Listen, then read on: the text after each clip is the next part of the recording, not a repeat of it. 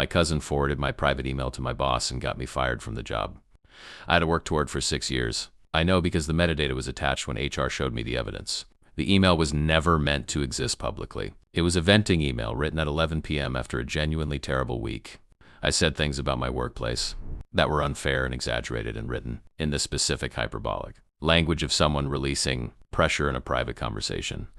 I called my manager incompetent. I said the company's direction was being driven by ego rather than strategy. I used language I would never use in a professional context because it was not a professional context. She had been passed over for a position at my company twice. I had not been involved in either decision, but I was aware of them. The note said she felt the company should be aware of the attitude of certain employees, that she believed in professional integrity, that she hoped this would be handled appropriately. Professional integrity from someone who had forwarded a private family communication to damage a cousin's career. HR called me in on a Monday morning. They showed me the email on a printed page. I recognized every word immediately, and the recognition was physically disorienting, like seeing something from inside your own head suddenly displayed on a wall.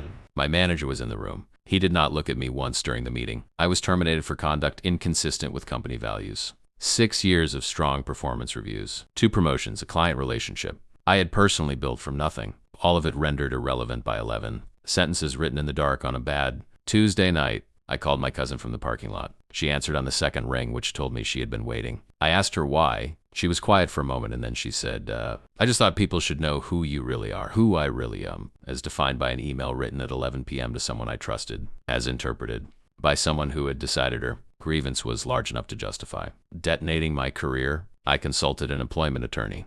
The termination was legal. The email content was damaging enough that the company's decision held. I explored whether my cousin's forwarding of a private communication constituted any actionable breach. It was a complicated question with an unsatisfying answer. I found a new position 8 months later. It paid less and required starting over in terms of seniority and relationships. 8 months is a long time when you have rent and no income and a very specific anger that has nowhere to go. My cousin reached out 18 months after the incident. She said she had done some reflection, that she realized she had acted from a place of hurt, that she hoped I could understand. I read the message 3 times, then I deleted it. Understanding is not the same as absolution, and absolution was never hers to request.